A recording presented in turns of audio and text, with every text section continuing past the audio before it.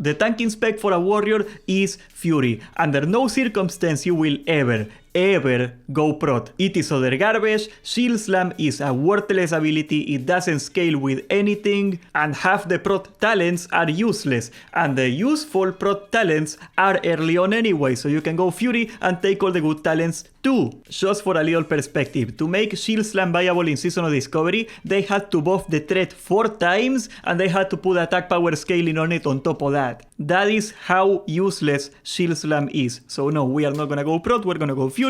We're gonna take Cruelty, 5% free crit. We're gonna take Demoralizing Shout. You could take Unbridled Rat. You could. It helps. But we're gonna take Demoralizing Shout because you cannot rely on DPSers to keep it, even though you should rely on DPSers to keep it. You might as well take it. We are gonna take Battle Shout. That's for free attack power. And here's where you're gonna have to do a question in your mind, okay? Are you gonna dual wield tank? I know you guys heard about the Fury Prot build, and it's like a dual wielder tank. You do not actually have to. If you wanna tank with a shield, you can still make this build work. You still wanna be Fury, even if you got a shield, you still gotta be Fury. My recommendation is that you should be dual wielding unless you think the boss is gonna kill you. Early on, there is a lot of bosses that can kill you without a shield, especially in dungeons. So yeah, you're gonna be swapping from shield to dual wield constantly, but I would say a good tank in vanilla needs to be able to do both very well. You need to know when to swap from each other, so we are gonna be taking the dual wielding talents. We are also gonna take Enrage here.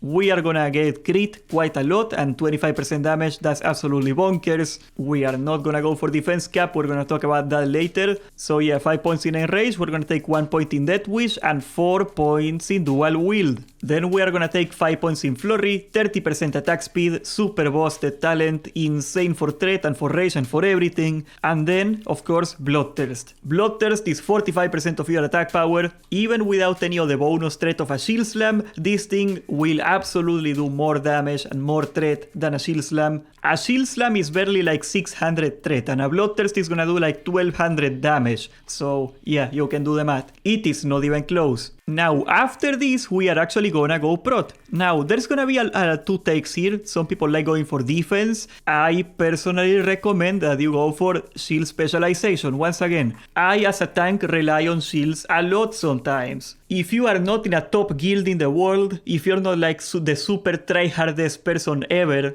you are gonna use a shield. And you gotta take shield specialization, which is 5% block, okay? It is not that great, but you gotta take shield block here. Shield block is gonna be crucial for you. We are gonna talk about that in a minute. Then we're gonna go Blood Rage, of course, free rage. And here, I dislike defense so freaking much that I am gonna take armor instead. 6% free armor is nothing to sneeze at, guys. That's a lot of value you get. Then we're gonna take Last Stand. That's one of your most important cooldowns. We are gonna take 1 point in shield block. You only need 1. Do not take more than 1 ever. Shield block is gonna make it so you are guaranteed to block 2 attacks in a row if you get that talent. And that's gonna be our crit immunity. Actually, we're gonna talk about that in a minute. And then we're gonna take Vigilance. 15% threat. That's a no-brainer, obviously. And now here's the thing, that there's gonna be like a lot of controversy here. There are a lot of really good talents you can take here. You can take cheaper Thunder Armor, you can take more dual wield damage, you can take Piercing Howl if you like an AoE slow. It is not a bad ability. You can take Parry. Parry is always nice, you know, when you parry you do not take damage from that hit, and on top of that you reset your auto attack, so well, not reset, but you hit faster, so that's really good. Or you can take Heroic Strike for cheaper Heroic Strike, you know, that's a lot of great cooldowns. I would say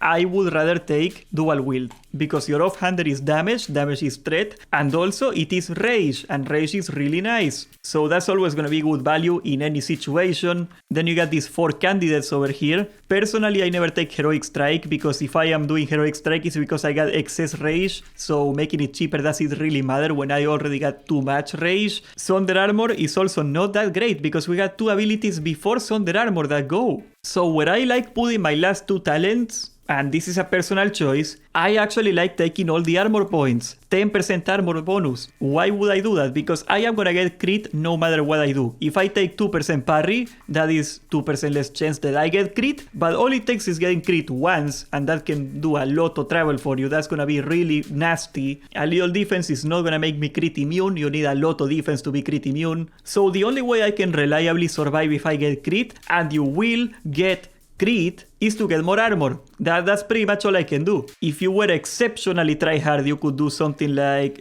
defense instead of shield block, and you can even take one more point in parry, for example. I am not gonna do that. There are very few guilds, and there are very few players that can actually handle dual wielding the entire time. Most of you people are gonna want a shield at some point. And honestly, if you're in one of those top 0.1% guilds in the world that does these things, well, what can you get out of this guide anyway? This guide is not for you. So yeah, we're gonna take shield block. I know. Your stat priority is gonna be rather simple. First of all, you wanna get your hit cap, which is 9% if you do not have a weapon racial, or 6% if you do. We are gonna be talking about the weapon racials in a minute. There is a way around it. Then you wanna have at the very least, 4000 HP unbuffed on your character. If you don't have at least 4000 HP before the Dagger Mole buff, you're gonna get one-tapped by pretty much any boss. That's not enough. And after that, you wanna get agility. Agility is better than crit, because agility is both crit and dodge and a little bit of armor. So agility is definitely the best stat for you. Then you wanna take strength or attack power, because bloodthirst, the more attack power, the more you slap. Then you're gonna take crit after that, and after that goes avoidance. Avoidance is parry and dodge. All the way below that goes defense. Defense is gonna give you a little bit of avoidance, and it's gonna reduce the chance you get crit. But in my view, in my opinion,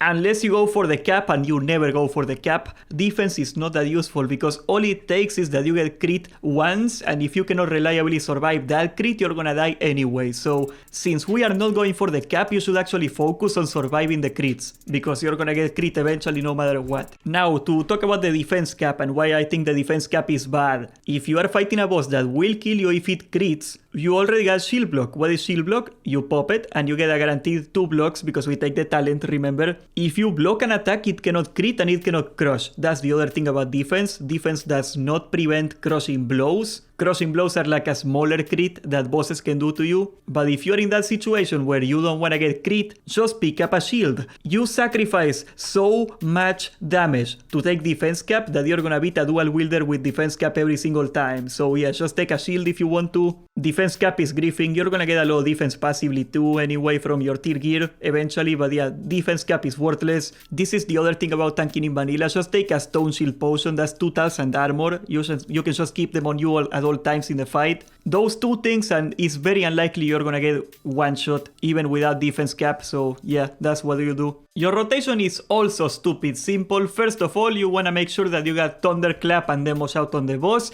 That should be done by a DPSer. Absolutely, it should be done by a DPSer. They do not like to do that. So that you gotta make sure they actually do that. Demo Shout reduces the damage of the boss by a lot, because attack power works different on bosses than on players. I am gonna leave a Wikora in the Discord that's gonna help you keep track of those. You really wanna keep track of those. But for the actual threat rotation, you wanna be in defensive stance the entire time, because yes, you lose 10% damage, but you gain 30% threat. So you're gonna get more threat from that, and also you take less damage, of course, so it's good. First in your priority is gonna be Bloodthirst. Bloodthirst is gonna hit the hardest out of any ability. It's gonna do like 1200 threat, so it's really good. After that is gonna go Revenge. You can only go Revenge when you get a proc. I'm gonna have a Wikora in the Discord that tells you when you get a proc is really good. Every time you block or parry or dodge, you're gonna get a Revenge proc, and it's only 5 rage, so it does a quadrillion threat for basically free. After that you wanna do Sunder Armor. Sunder Armor is just the next best thing you can do, and after that, if you are still rage capping, you wanna do Heroic Strike. Now another cool thing you should do is put a line that says cast shield block in every one of your macros, in every one of your abilities,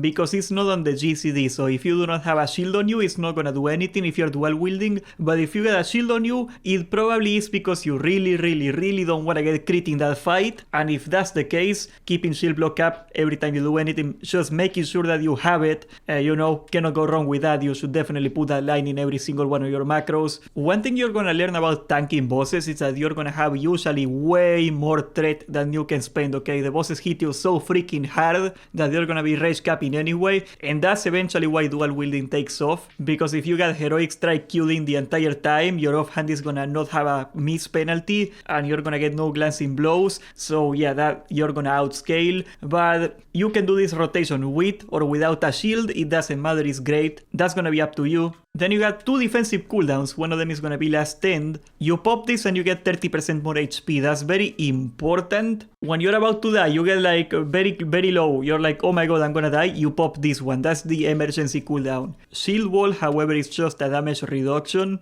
75% less damage taken. Now, the thing is that if you go down to like 500 HP because a boss hit you really hard and you pop this one, you're still gonna die. Shield wall is not an emergency ability. Shield wall is more to deal with mechanics. For example, the later part of Elstras where he's gonna start one-shotting people, that's when you pop shield wall preemptively, planning it out. Or maybe when there's a lot of AoE damage in a fight, like the alt phase in Ragnaros, something like that, and you wanna give your healers a break, that's also a great reason to pop shield wall. But shield wall is usually not a great emergency cooldown. It's not gonna stop you from dying when you're really low. So you should always try to do last 10 first when you're in an emergency. Now for your AoE rotation, you are quite useless, like any tank is useless in vanilla for AoE. You got nothing good. You can spam battle shout. That's basically all you can do for actual AoE. You can try to play whack-a-mole. You can taunt one mob, tap to another mob, do like a Sunder Armor in that mob and just try to cycle through them. That's also something you can do. But for the most part, if you do a big pull, you're pretty much screwed. You're not gonna hold aggro. The only good advice I can give you is that you try to play goalie. Just make sure that somebody's slowing all the mobs, like Earthbind Totem, Blizzard, something like that. And just play goalie and make sure that the mobs do not run straight into the healer, okay? If the healer leaves, you leave. If the mage takes aggro, the mage just does a Frost Nova and runs away. If they don't suck, they do that. That's all you can really feasibly do as a warrior in an AoE situation. Now for the weapons, there is a lot of options. What you want on a tanking weapon is a lot of DPS, obviously, and you also want them to be as fast as possible. Why fast? Because the faster you get your weapon, the faster you do Heroic Strike, and the less it costs, because remember, Heroic Strike is gonna remove the rage generation from your swing, so the faster the weapon, the less potential rage you lose. Heroic Strike has bonus threat on it, and that's very important. And also you got no weapon scaling ability. You're not gonna be using Whirlwind, you're not gonna be using Mortal Strike or Overpower, obviously, so you really don't care if your weapon is a toothpick. As long as it does a lot of damage and is fast, that's all you want. Now for an orc, the best in slot weapon is gonna be the Bone Slicing Hatchet. That's from Stratholm. Really easy to find weapon, 41 DPS, really nice, lot of agility. This is pretty much an ideal tanking weapon. Honorable mentions is gonna be the Flurry Axe. It has a Wind Fury on it, or you can go for the Axe of the Deep Woods. It just does a lot of damage. It's really slow, and that's a problem. That's really a problem, but you can go for either one of them. Flurry Axe is probably your best offhander. For a human, the best in slot weapon is gonna be Mira's Song. It's super easy to get. All you gotta do is a quest in Scholomance, and that's pretty much it. Super easy. Once again, same thing. It does good damage, and it has a fast speed, so that's pretty good. You can also get Dal Rends. They are not great, but the offhand is actually amazing. It is fast, it has defense on it, and it has armor on it, so that's great. You can tank with those if you want. I would not use the main hander alone though. If I got a shield, I would take something else. You can also take the Trash Blade. That's from a quest at level like 45, and it's gonna take you all the way to level 60. Believe it or not, yeah, it's from Marodon. It's a super easy quest. It also has Wind Fury on it. You can also take this sword from Scholomance, which is super fast. It is amazing. So yes, there is a lot of tanking swords. But if you do not have a weapon racial, if you're a Tauren, if you're a Troll, if you're a Dwarf, neither of them is gonna be the best in slot. Actually, believe it or not, and please do not kill me, the best in slot is gonna be daggers. Why daggers? Well, daggers are fast, that's number one, that's great. And also, you can get weapon skill for daggers quite easily. You can get these gloves in Molten Core that give you dagger skill, so you can get 5 daggers, that's a free racial. Or you can get this weapon in Dire Maul, this offhander, and it has 6 dagger skill. That's from Dire Maul, of course, it's not available now, but it will be available in like a month. And if you're gonna be dual wielding, you can go for this. The best in slot dagger for tanks. And please, again, do not kill me. I am just the messenger. I know.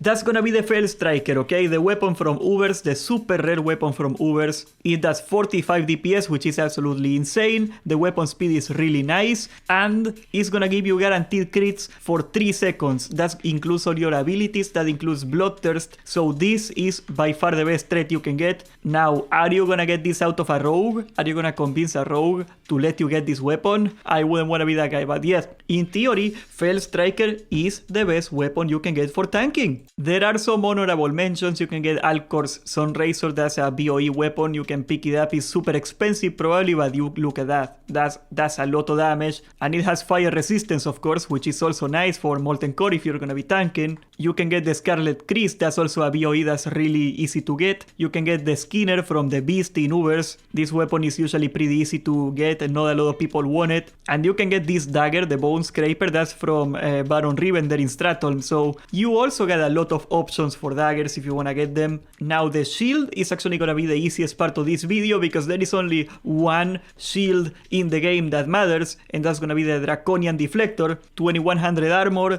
10 defense and 10 fire resistance. This shield is going to be best in slot all the way to Blackwing Lair. So yeah, just do Ubers. It's from the last boss in Ubers. Super easy to get and it's gonna last you forever. So go at it. Subscribe, join the Discord, and thank you for watching.